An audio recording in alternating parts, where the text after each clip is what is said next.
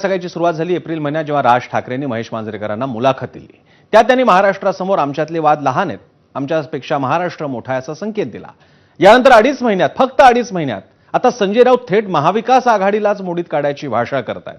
मनसे आणि राज ठाकरेंवर इतकं विसंबून राहणाऱ्या उद्धव ठाकरे आणि शिवसेनेकडून घाई तर होत नाहीये ना, अशी चर्चा त्यामुळेच आहे. त्या संदर्भातले काही मुद्दे पाहूया. त्यासाठी जाऊयात मीडिया सेंटरला आणि हे मुद्दे पाहूयात. शिवसेना राज ठाकरे संबंधांचा वास्तव द ट्रूथ काय आहे वास्तव द ट्रूथ? राज ठाकरेंच्या महेश मांजरेकरांच्या मुलाखतीत वक्तव्यानंतर घडामोडी व्हायला सुरुवात झाली. उद्धव यांनी मातोश्रीवरून दाखवली महाराष्ट्राच्या मनातलं करण्याची तयारी. पहिलीपासून 3ऱ्या भाषेच्या सक्तीवरून ठाकरेंकडून समान भूमिका जाहीर झाली, आपल्याला कल्पना आहे. 5 जुलैच्या मोर्चाबाबत राज यांच्याकडून संजय राऊतांना एकच मोर्चाचा फोन गेला. एकूण संवाद होत होता त्यांच्यामध्ये, अजूनही होतोय. शासनानं निर्णय मागे घेतल्यावर मोर्चाऐवजी मराठी विजय मेळावाचा निर्णय राज आणि उद्धव यांनी घेतला. त्यांची दोघांची नावं तिथे दिली गेली.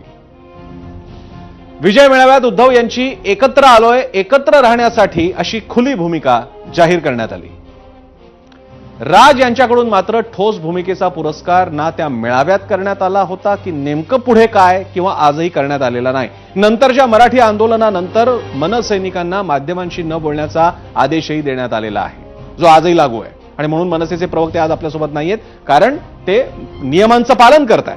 उद्धव यांच्याकडून शिक्षकांच्या आंदोलनात पुन्हा राजसोबत राहण्याची भूमिका घेण्यात आली.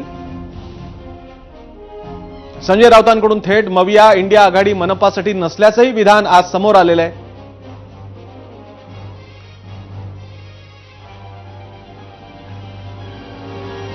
तर अशा या पार्श्वभूमीवर वास्तव द ट्रूथ काय ते आपल्याला जरा बघावं लागेल, कारण हे खरं आहे, चांगले 2 भावांच्या मधलं प्रेम आहे, त्याचं स्वागत सगळेच करतायत. भाजप स्वतः सुद्धा म्हणतात की आम्हाला काही अडचण नाही 2 भाऊ एकत्र येत असतील तर. पण भाऊ एकत्र आले, 2 पक्षांचे नेतेही एकत्र आलेले आहेत, कारण ते एकत्र राहणार आहेत का ते महत्वाचं ठरणार आहे. कारण तिथे महत्वाचा ठरणारे प्रस्ताव, ज्याचा उल्लेख जो आता कोणी करत नाहीये मनसेचे नेते, ज्याचा उल्लेख या मधल्या काळामध्ये मनसेकडून वारंवार होत होता, प्रस्ताव कुठे आहे, उद्धव ठाकरेंकडून प्रस्ताव कुठे आहे. त्यामुळे ही आपली चर्चा आहे. पुढे जाण्यापूर्वी आपण फक्त लोकांच्या काही म्हणजे तुम्हा मंडळींच्याच प्रतिक्रिया जाणून घेणार आहोत. त्यानंतर आपल्यासोबत आज मान्यवर आहेत, त्यांच्याकडे आपण जाणार आहोत. पुन्हा एकदा मीडिया सेंटरला जाऊयात आजच्या प्रतिक्रिया बघण्यासाठी. पाहूया. माझाच आजचा प्रश्न होता, महापालिका निवडणुकीत उद्धव ठाकरेंनी कुणाशी युती करावी, आणि आम्ही 4 पर्याय दिले. मनसे सोबत करावी, मविया सोबत करावी, मनसे आणि मविया यांच्यासह एकत्र लढावं, आणि 4था पर्याय कुणाशीही नाही. आणि हा आमचा प्रश्न आमच्या सगळ्या सोशल मीडियावर आता लाईव्ह आहे, तुम्ही जाऊन त्याला पोलला मतदान करू शकता. चल आपण हे बघूयात आता प्रतिक्रिया. युट्यूबवर आलेली रोशन यांची प्रतिक्रिया, फक्त महापालिकेच्या निवडणुकीत नाही, येणाऱ्या पुढील सर्व काळात युती व्हावी, तरच मराठी माणूस वाचेल. प्रभाकर ढसाळ लिहितात, इतकी वर्ष मुंबईमध्ये सत्ता होती, किती मराठी माणसांची कामं केली. एक्सवर आलेली प्रतिक्रिया, दीपक नागवेकर, देवाशी युती करा, आता तेच वाचवू शकतात. युट्यूबवरची प्रतिक्रिया अक्षय यांची, युती कुणाशी का होईना पण उद्धव ठाकरे महापालिका निवडणुकीत सत्ताधारी तिन्ही पक्षांविरोधात नेहमीप्रमाणेच खंबीरपणे लढतील, एवढं मात्र नक्की.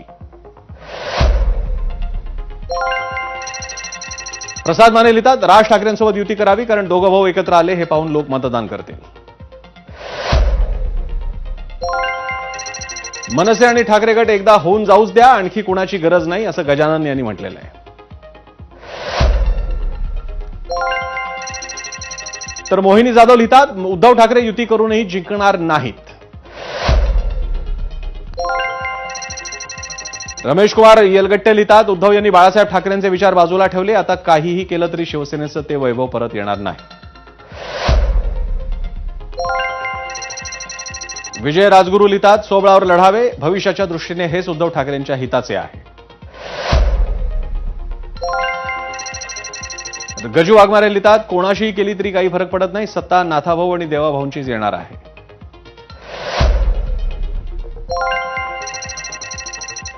सुहास पाटील लिहितात, ठाकरे ब्रँड पुरेसा आहे, अन्य कुणाची गरज नाही.